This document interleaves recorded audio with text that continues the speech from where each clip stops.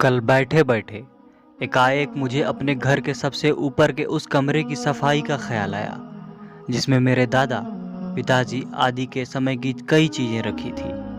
हम लोग उन पुरानी स्मृतियों को अनेक वर्षों से संभाले हुए हैं। सफाई करते हुए मुझे दादाजी की हस्तलिखित एक डायरी मिली जिसमें उन्होंने कई तरह की आप बीती कहानियाँ लिख रखी थी। उनकी एक कहानी आपको सुना रहा हूँ। मैं डॉक्टर शर्मा अपनी शिक्षा की समाप्ति के पश्चात एक छोटे से गांव हरिपुर में रहकर चिकित्सा कार्य में सफलता के साथ अपनी ज़िंदगी से अत्यंत खुश था। हरिपुर गांव से लगते हुए तकरीबन 4 गांव मेरे अलावा कोई और डॉक्टर नहीं था। बात वर्ष 1919 की है। सारा देश एक विशेष बीमारी से जूझ रहा था, बॉम्बे फ्लू। इसे दूसरे विश्व युद्ध के पश्चात वापस आए अंग्रेज सैनिक अपने साथ लेकर आए थे। तेज बुखार, शरीर की अकड़न, सांस की तकलीफ और मौत, यही तो हो रहा था। कोई भी दवा उन लोगों की परेशानियों को कम करने में कामयाब नहीं हो पा रही थी। वैद्य, हकीम सभी मजबूर थे और मौत एक के बाद एक परिवार, घर और गांव को उनके आंखों के सामने निगलती जा रही थी। आखिर वो मनहूस दिन भी आ गया जब मुझे पहला परिवार मिला जो इस बीमारी का शिकार हो गया था, और उनके साथ ही बहुत छोटे समय में पूरा गांव ही मानो उस राक्षस का निवाला बनने को तैयार बैठा था। उस दिन मैं सुबह से ही एक के बाद एक मरीजों को लेकर काफ़ी परेशान हो चुका था। खाना खाने तक का समय नहीं था। आखिर अपनी थकान मिटाने बिस्तर पर लेटा तो कब आंख लग गई पता ही नहीं चला।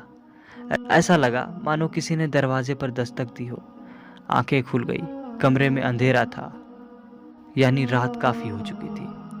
अपनी रेडियम डायल वाली घड़ी पर नज़र डाली तो रात के करीब 1 बज रहे थे। तभी एक बार फिर थोड़ी जोर से किसी ने दस्तक दी। मैंने पूछा, कौन है?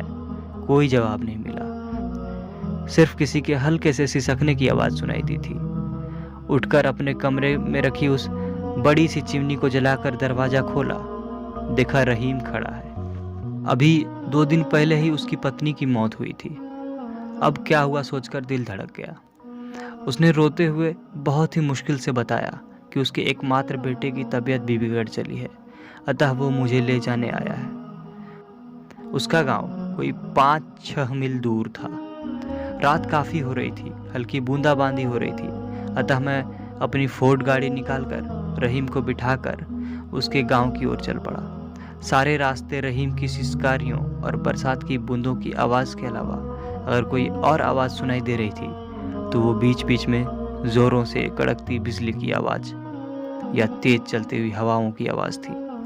हम थोड़ी ही देर में उसके गांव पहुंच गए। रहीम तेज़ी से उतरकर घर के अंदर भागा। मैं अपनी गाड़ी को रास्ते के एक कोने में खड़ी कर घर के पास पहुंचा तो देखा वहाँ अंधेरा था। मैंने आवाज़ दी, रहीम, ओ रहीम, कहाँ हो? कोई जवाब नहीं मिला। तो मैंने थोड़ी जोर से आवाज़ दी। मेरी आवाज़ पर उसके पड़ोस के कुछ लोग निकल आए। मुझे देख आश्चर्य से बोले, डॉक्टर बाबू, आप इस समय?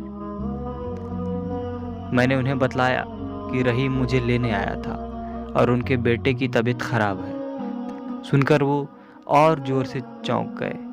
बोले, साहब, रहीम की मौत तो कल शाम को ही हो गई थी और उसे हम लोग दफन कर आए थे।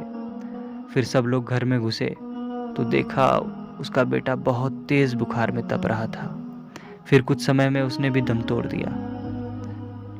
मुझे मुखिया ने इतनी रात को वापस आने नहीं दिया, पर सुबह ही वापस अपना सामान उठा मैं गांव छोड़ के वापस आ गया और फिर एक बार नए सिरे से जिंदगी की शुरुआत की। माता पिता ही हमारे जीवन में एक ऐसे शख्सियत हैं जो अपना संसार हमारे ऊपर न्योछावर कर देते हैं।